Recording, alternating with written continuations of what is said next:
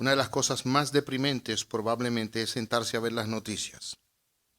No sé cuándo fue la última vez que usted se sentó a ver las noticias en la tarde, pero ciertamente uno comienza a ver las noticias y es malas noticias, malas noticias y malas noticias.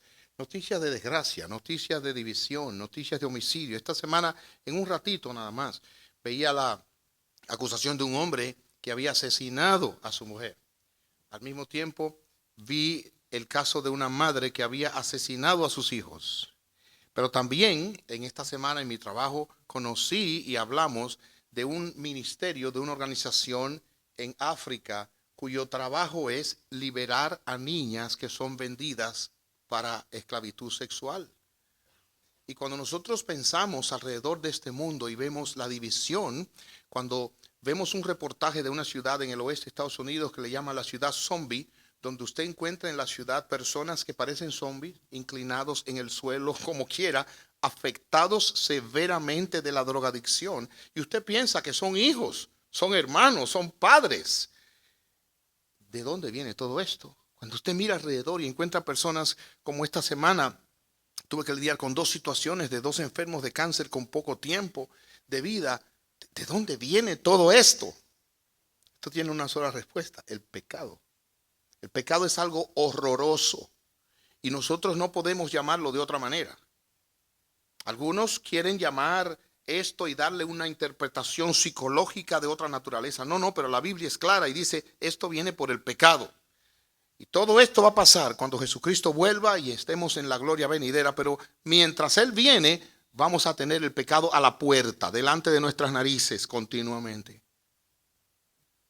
Ahora nos acercamos a los días de Navidad y nos hemos propuesto responder la pregunta, ¿a qué vino Jesús? ¿A qué vino ese niño que nació en un pesebre en una condición muy humilde? Él nos da la respuesta en Lucas 19:10, escúchenlo. El Hijo del Hombre, como él le gustaba llamarse a sí mismo, vino a buscar y a salvar los que están perdidos. En otras palabras, él vino a tratar con el pecado. A eso fue que él vino. A tratar, a buscar y a salvar pecadores. En el día de hoy vamos a conocer la historia de un joven que fue rescatado del pecado, fue rescatado de una vida perdida, y algunos conocen la historia como la parábola del hijo pródigo, aunque otros dicen el pródigo aquí es el papá, porque pródigo significa el que da abundantemente, el que da generosamente, el que da sin tomar en cuenta, y aquí el padre que representa a Dios es el que da así. Pero sin duda alguna el hijo fue un derrochador. Pero vamos a verlo, esta historia está en Lucas capítulo 15 y le voy a suplicar que me permitan leerla. Vamos a verla en los próximos 3 domingos. Dice así la palabra de Dios. Lucas 15, comenzando en el versículo 11. Para ilustrar mejor esa enseñanza, Jesús les contó la siguiente historia. Un hombre tenía 2 hijos. El hijo menor le dijo al padre, quiero la parte de mi herencia ahora, antes de que mueras.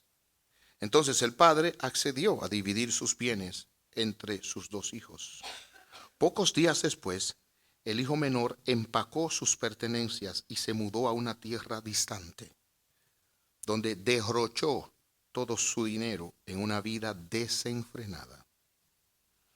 Al mismo tiempo que se le acabó el dinero, hubo una gran hambruna en todo el país, y él comenzó a morirse de hambre. Convenció a un agricultor local de que lo contratara, y el hombre lo envió al campo para que diera de comer a los cerdos. El joven llegó a tener tanta hambre que hasta las algarrobas con las que alimentaba a los cerdos le parecían buenas para comer, pero nadie le dio nada. Cuando finalmente entró en razón, se dijo a sí mismo, en casa hasta los jornaleros tienen comida de sobra, y he aquí yo muriéndome de hambre. Volveré a la casa de mi padre y le diré, Padre, he pecado contra el cielo y contra ti. Ya no soy digno de que me llamen tu hijo. Te ruego que me contrates como jornalero. Entonces regresó a la casa de su padre y cuando todavía estaba lejos, su padre lo vio llegar, lleno de amor y de compasión. Corrió hacia su hijo, lo abrazó y lo besó. Su hijo le dijo: Padre, he pecado contra el cielo y contra ti. Ya no soy digno de que me llamen tu hijo. Sin embargo, su padre dijo a los sirvientes: rápido, traigan la mejor túnica que haya en la casa y vístanlo. Consigan un anillo para su dedo y sandalias para sus pies. Maten el ternero que hemos engordado. Tenemos que celebrar con un banquete, porque este hijo mío estaba muerto y ahora ha vuelto a la vida. Estaba perdido y ahora ha sido encontrado. Entonces comenzó la fiesta.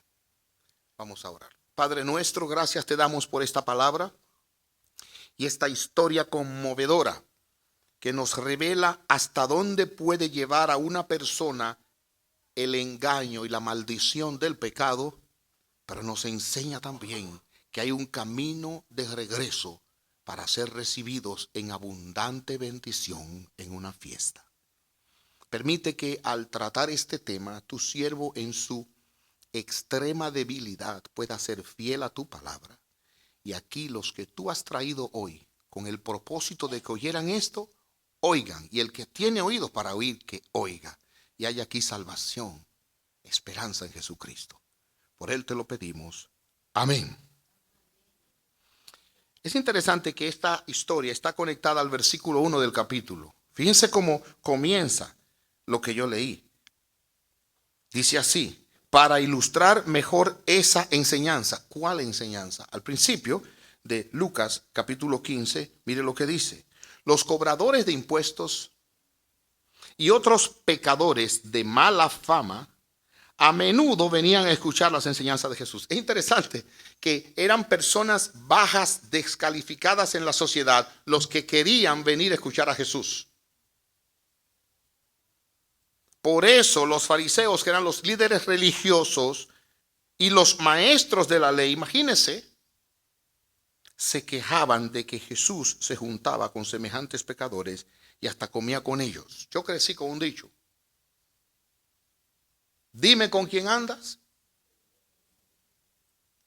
Eso es verdad, porque las asociaciones tienden a corromper. Dice Pablo, las palabras descompuestas pueden afectar hasta las buenas costumbres.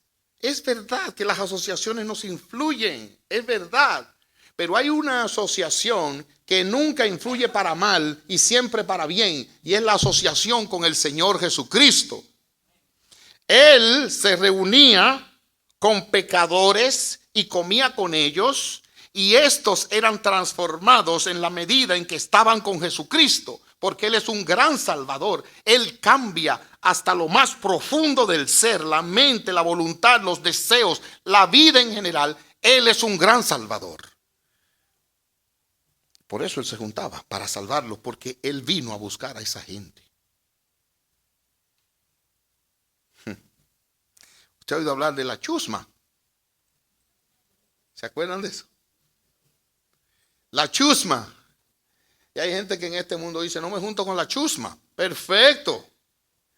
Y aquella persona de mala moralidad, no me junto con ella. Y aquel ladrón, no me junto con ella. Está bien. Ahora, si usted se convierte, va a pasar la eternidad al lado de la chusma, en el cielo. La diferencia es que allá será una chusma transformada por la gracia de Dios. Y todavía la iglesia sigue siendo eso. Él se identifica con pecadores. De hecho, oigan cómo le llaman en la escritura: el amigo de los pecadores. Porque Él lo dijo en otros lugares. Mateo 9, no he venido a llamar a justos, sino a pecadores. En otras palabras, Jesucristo se complace estar rodeado de pecadores. Personas para quienes el mundo dice no tienen esperanza. Por eso cuando Pablo escribe a los Corintios, dice: mírense ustedes cómo son. Mírense, no son muchos de fama, no son muchos de buen nombre, no son importantes, ustedes no son nadie, somos pecadores. Y hermanos, yo sé que eso puede que resulte incómodo para otros, pero tenemos que afirmar lo que Jesús dice. Él vino a buscar y a salvar pecadores, no a justos. Él vino a tratar con enfermos, no con los que están sanos espiritualmente. Lo que vamos a ver ahora, en primer lugar, es la maldad del pecado en la historia de este joven. Noten ustedes que el pecado rompe relaciones. Si recuerdan bien la historia que les acabo de compartir, este joven viene de una buena familia. Él viene de una familia acomodada donde aún los jornaleros comen bien. En nuestros países en Latinoamérica, ustedes saben que se acostumbra a tener en la casa a veces jóvenes que vienen del campo con el deseo de estudiar, que ayudan con el servicio de la casa. Algunas de esas jóvenes prefieren que siquiera ni se les pague si era necesario, porque aquí tienen una mejor casa, comen todos los días calientito y tienen su lugar para vivir. De hecho, algunas jóvenes son criadas en los hogares y mientras ellas ayudan con el servicio, son criadas, son educadas. Pues este joven venía de un hogar parecido, pero mejor. Los jornaleros, los que trabajaban ahí, tenían derecho a comer. Y él venía de un hogar donde había un papá afectuoso, donde había incluso tantos recursos como para darle una herencia. Pero en un momento, cosas raras, porque los jóvenes no son así, esos eran los jóvenes antiguos, se le metió en la cabeza que él no quería estar en esa casa. Les repito, jóvenes así como esos viejos, pero ahora no son así los muchachos. Para nada. Se le metió en la cabeza irse de allí. Y sencillamente trató al papá como si el papá ya hubiera muerto. Y le dijo, papá, quiero la parte de mi herencia, lo que se da cuando tú mueras, dámelo ahora. Y eso debió romperle el corazón al papá. Pero él no estaba pensando nada más que en él, lo que él quería, su deseo, hacer su vida. El pecado rompe relaciones. No hay probablemente una unión más fuerte que la unión del matrimonio. Tanto así que Dios dice, los dos serán una sola carne. Y yo que he tenido que oficiar tantos matrimonios, hay que verlos cuando se casan, con lágrimas. Se ofrecen amor, se ofrecen fidelidad, hasta que la muerte nos separe. Y los dos dicen amén. Eso hasta que salga el primer problema serio. Ya cada uno comienza a mirar y se ven extraños y se levantan y dicen, oye, esta mujer tan rara. Y ella lo ve y dice, este hombre, ¿dónde salió? Y terminan, miren, en una separación. La causa no es la familia de él, que son medios raros, ni la familia, no, es el pecado que mora en cada uno. Y cuando usted no está al tanto de eso, usted se va a sorprender. El pecado rompe relaciones. Y eso es lo que hace incluso entre padres e hijos. Por la razón que los hijos vienen, a veces se le dicen a los padres, ya yo no quiero seguir en esta casa.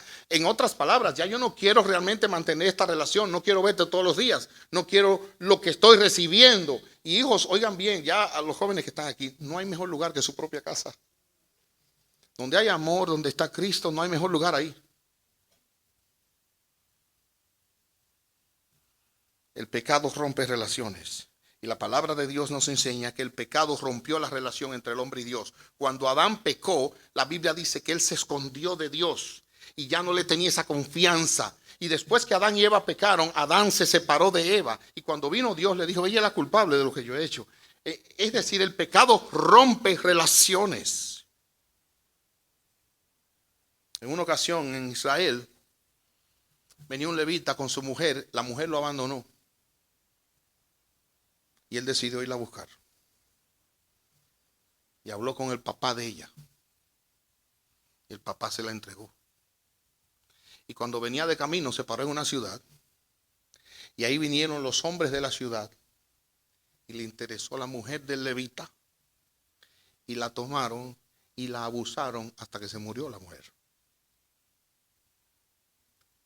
Y el marido hizo algo que desde que yo lo leí la primera vez, yo me quedé con la boca abierta, no podía creer. ¿Saben lo que hizo? La partió en 12 pedazos. Y mandó un pedazo a cada una de las tribus de Israel. Y se dice, wow, sí, así es. Alguien recibió un brazo, otro el torso, otro la cabeza. Un desastre. Y les dijo, eso es el pecado. Que rompe y divide. Eso es el pecado. El pecado además es una rebelión contra la autoridad. Noten ustedes el proceso, porque hermanos, a veces nosotros no nos damos cuenta. Y yo les digo, a veces las personas hacen algo y es que vienen en un proceso. ¿Usted ha pensado cómo es posible que usted está viendo televisión o está viéndole el teléfono y le ponen esos anuncios gratis? ¿Cuál es la intención? Cuando a las 10:30 de la mañana, después que usted desayunó un buen desayuno, le sale allí un hamburger con queso y se ve así saliendo. ¿Cuál es la intención de eso? Ya usted comienza, no lo quiero ver. Pero mire, después que se lo dicen 3 veces, ya usted quiere un hamburger eso. Porque la manera de modificar la conducta es por el deseo y la mente. Es por ahí. Y los que tienen que ver con eso saben eso y por eso lo están haciendo así. Noten cómo comenzó el proceso del pecado en este muchacho. Él fue donde su papá y le dijo: Padre, dame a mí la herencia que me corresponde antes que muera. ¿Creen ustedes que él lo pensó antes de pedirlo o sencillamente esa mañana se le ocurrió? No, él lo pensó. Él pasó por un proceso y él dijo: ven acá, aquí hay demasiadas reglas en esta casa. Papá quiere que yo recoja la habitación, quiere que yo recoja aquí, quiere que llegue a esta hora. No, yo no puedo seguir en eso. Quiere que me coma la comida que me dan, yo quiero comer mi propia comida. Por lo tanto, él pasó un tiempo pensando en el asunto y por eso yo te digo a ti, ten cuidado con lo que tú estás pensando. Ten cuidado con lo que estás pensando.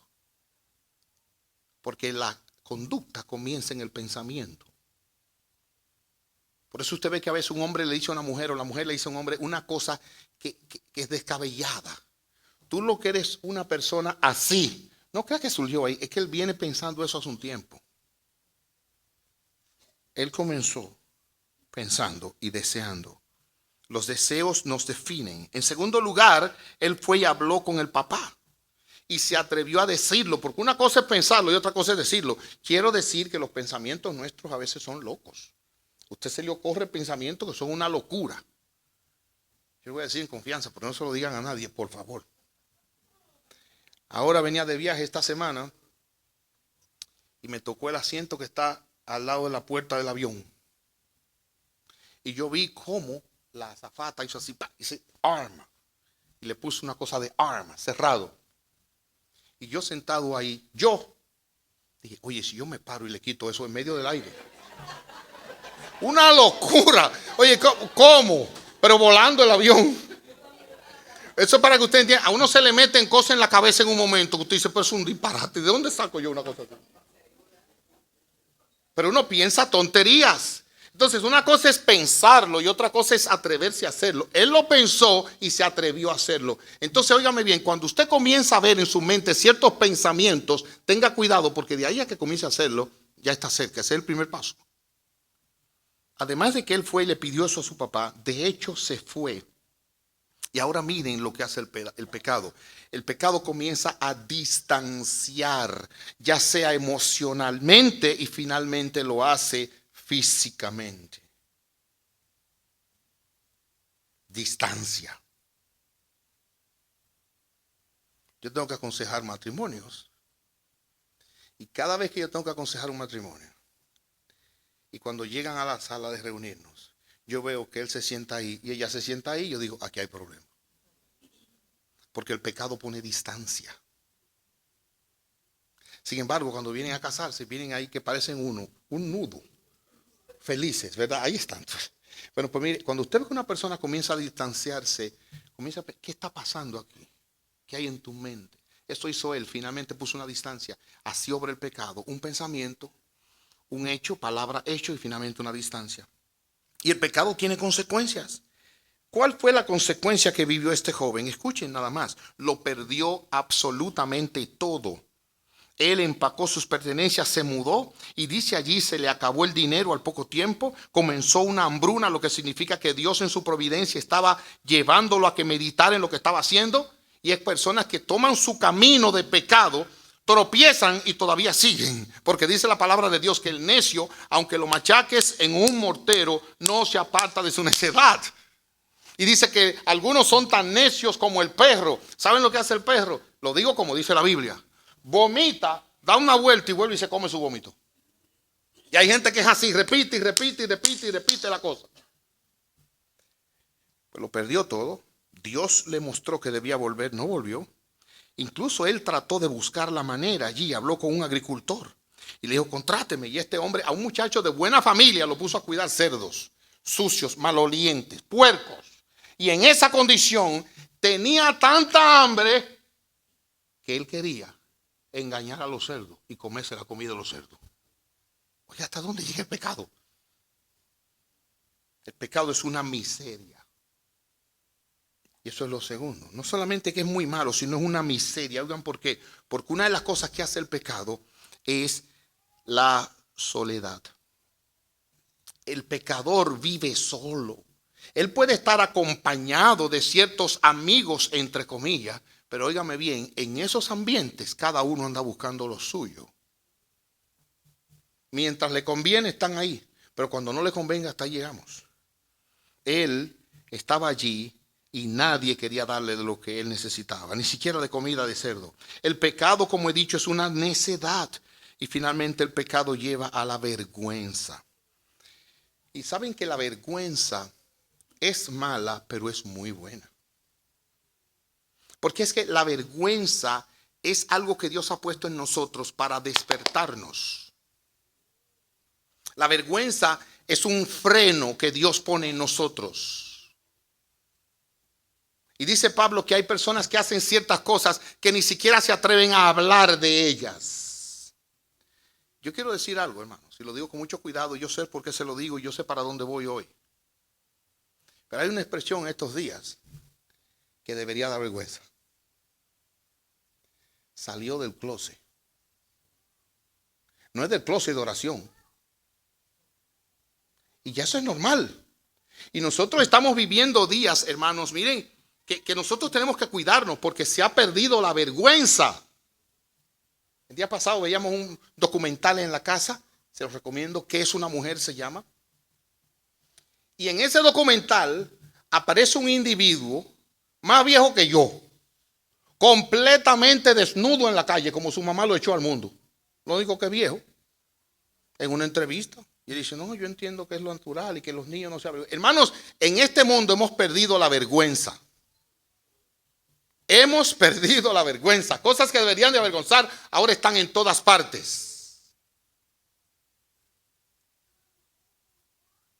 Yo no sé, hermanos, cómo es que ni siquiera los medios usted puede abrirlo sin que le bombardeen con algo que pueda ser humillante o vergonzoso. Yo no entiendo. Yo no sé por qué a veces en el teléfono me presentan a mí ropa de mujer, brasieles y otras cosas si yo no soy mujer. Yo no entiendo eso. A lo mejor saben que tengo mujer. Pero realmente no es atractivo. Donde quiera que usted se mueve le quieren poner algo para condicionarlo porque hemos perdido la vergüenza y el pecado es lo que lleva ahí a que la gente pierda la vergüenza. Eso no es libertad, eso es libertinaje. El pecado finalmente no solo es malo, no solo es una miseria, pero también es una mentira. Es una mentira. Dice aquí la Biblia que cuando él entró en razón, dijo, en la casa de mi padre tengo comida, yo vuelvo para allá. Y saben que el pecado no es como el diablo lo pinta. El diablo tentó a Jesús y lo llevó a un monte y le dijo, te daré todos los reinos si me adoras. Miren, el pecado ofrece pero no cumple. Las drogas ofrecen pero no cumplen. Destrozan familias y vidas. La adicción en cualquier sentido destruye. La infidelidad matrimonial destruye. Eso es una mentira. Óigame bien, hombres y mujeres también, por si acaso, porque hemos perdido la vergüenza. No es verdad que usted necesita más de una compañía. Con una le basta y le sobra. Y no le alcanza también. Si los hombres fuéramos a atender a las esposas como debemos, no le alcanza porque lo primero es que tiene que oírla todas las noches. ¿Cómo usted va a oír dos mujeres? Piénsenlo. Uno de los hombres que más me sorprende a mí en la escritura es Salomón. Salomón tuvo 1000 mujeres. Y yo me pregunto, ¿cómo este hombre podía atender 1000 mujeres? No sé cómo no se volvió loco. No es que las mujeres enloquecen, no estoy diciendo eso, para que no me malentiendan. Fascinan, son una bendición. En conclusión, el pecado es una desgracia, la causa de todos los males que encontramos alrededor. Vamos a algunas palabras de aplicación. En primer lugar, oigan ahora, en este mundo de mentira, de vergüenza y de pecado, Jesucristo es la única esperanza. Mire, la educación no es la esperanza. Sí, queremos que nuestros hijos sean educados, que vayan a la escuela, pero la educación no es la esperanza. Oigan, tener dinero no es la esperanza. Hay ricos que son de los más miserables sobre la faz de la tierra. Ser famoso tampoco es la esperanza. Tener muchos amigos tampoco es la esperanza. Programas educativos y psicológicos no es la esperanza. La psicología no tiene solución a los problemas del alma. Escúcheme, no tiene solución. Yo soy psicólogo. No tiene solución la psicología. El que tiene un problema necesita a Dios y su palabra, porque la psicología no resuelve. Y la psiquiatría, menos. Nunca la psiquiatría ha sanado a una sola persona. El que cae en las manos de un psiquiatra le asegura a ese hombre dinero para el resto de su vida, porque nunca lo despacha. La única esperanza de este mundo es Jesucristo. Y qué bueno que Él vino a buscar y a salvar lo que estaba perdido. Qué encuentro maravilloso. Ahora es interesante que mientras a Zaqueo Jesús lo llamó, porque se encontró visualmente con él, usted y yo nunca nos vamos a encontrar visualmente con Jesús. Pero este joven sí modela la manera en que muchas veces Jesús se encuentra con el pecador. Es cuando el pecador está más sucio, desesperado y sin ningún lugar a donde ir. Ahí Jesucristo se encuentra con él y ahí le muestra salvación. Y ahí es donde tú tienes que mirar a Cristo. Ahí donde tú estás en tu pecado. Jesucristo es el único camino a Dios. Jesucristo es la verdad para poder conocer a Dios y ser libre de la maldición del pecado. Y Jesucristo es la vida para apartarte de esa maldad y venir a disfrutar de esta vida plenamente en medio de tantas aflicciones. Él es la única esperanza. Pero he aquí que el pecado es algo muy serio. Yo no quiero que ustedes salgan de aquí sin ver lo serio del pecado. La palabra de Dios nos enseña la gravedad del pecado. Y oiga cómo dice la Escritura. El que comete pecado es del diablo. No es el que lo comete solamente, no, el que lo practica, porque los hijos de Dios no lo practican. Claro que yo voy a pecar hasta que llegue al cielo, voy a tropezar, voy a tener pensamientos locos, voy a decir lo que no conviene y voy a tener que arrepentirme. Pero si yo vivo una vida de pecado, entiéndame ahora, entiéndame bien, significa que yo soy del diablo y no de Dios. Esta semana yo quedé impresionado por un pastor en África. Ustedes saben que en esos teléfonos a veces uno le manda un mensaje a un grupo equivocadamente y tiene que borrarlo. Pues una joven de la congregación donde él está pastoreando se acababa de casar. Y él le escribió el mensaje diciendo cuánto él se entristecía porque ella se casara y que él iba a extrañar las caricias de ella, y comenzó a hablarle de ciertas cosas. El problema es que se lo mandó al chat de la iglesia. Y cuando la iglesia lo vio, no lo podían creer. Y cuando él se dio cuenta, no aguantó la carga y fue y se suicidó. Eso es el pecado. El pecado no es un juego, es una desgracia que termina con la vida. Y el que se cree que puede burlar a Dios se equivocó. Dice la palabra de Dios: nada hay oculto que no haya de manifestarse. Y delante de Dios están abiertos nuestros pensamientos, nuestros corazones. Dios lo sabe todo y Él no puede ser burlado. El pecado no es cosa sencilla. La palabra de Dios dice que el que ha nacido de Dios no practica el pecado. Y ciertamente, óyeme bien, hay personas que se meten en su pecado y puede llegar un punto en que no haya retorno. Sí, puede haber un punto en que no haya retorno, desgraciadamente. Desgraciadamente. Pero ese no es tu caso. Tú estás aquí. Dios te trajo para que oyeras esto. Y hay retorno y esperanza para ti. Jesucristo es un gran Salvador. Christopher Yuan. Mi hija Vikiel estudió en el Instituto Bíblico Moody. Y ahí tuvo la oportunidad de conocer al doctor Christopher Yuan. El doctor Christopher Yuan enseña teología de la sexualidad en el Instituto Bíblico Moody.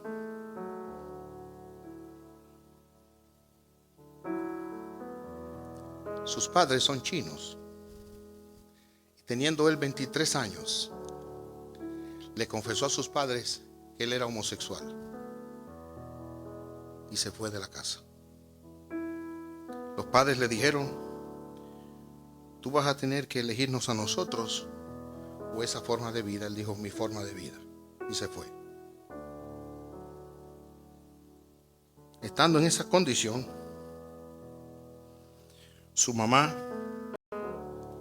durante 7 años estuvo impresionada, pero antes de eso, ¿saben qué pasó? Ella no conocía a Dios y ella decidió viajar a encontrarse con su hijo, a despedirse de su hijo y luego suicidarse, porque no soportaba la carga de esa vida que llevaba su hijo. Oigan, muchachos, usted quiere hacerle daño a un papá, entréguese a una vida de pecado y le va a destrozar el corazón. El asunto es que Christopher le declaró eso a sus padres. La mamá tomó el tren para ir a hablar con él, despedirse y quitarse la vida, pero en eso Dios intervino y la llamó. Y en las siguientes 2 semanas ella conoció a Jesucristo como su Salvador. Desistió de quitarse la vida y decidió orar por él.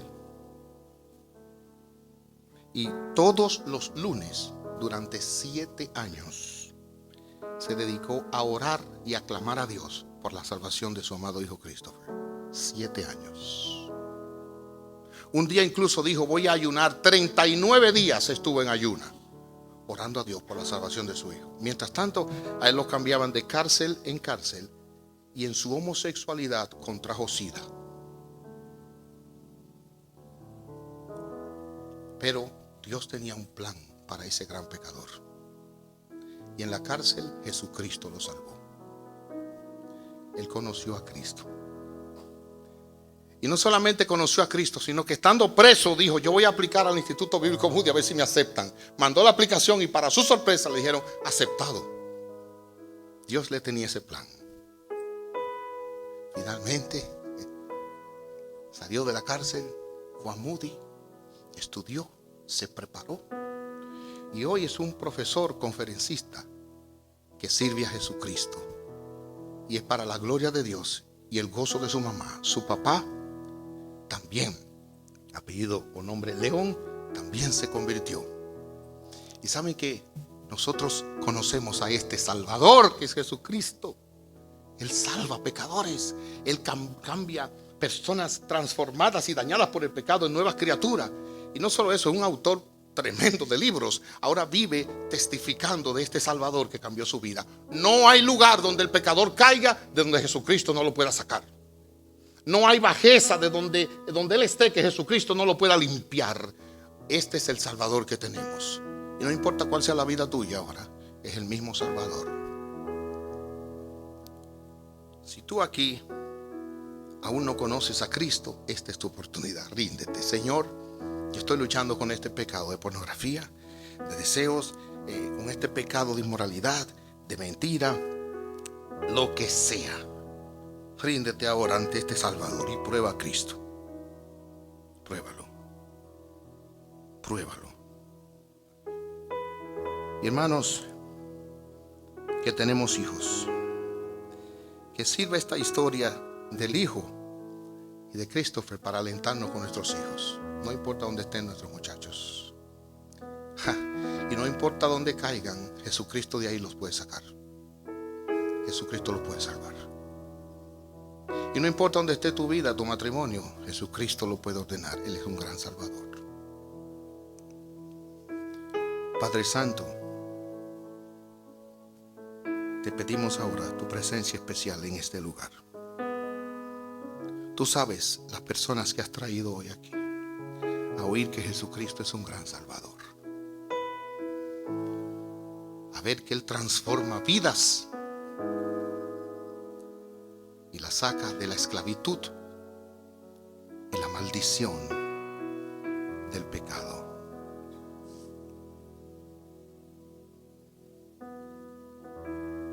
Salva aquí en medio nuestro, Señor. Transforma. En el nombre de Jesús. Amén.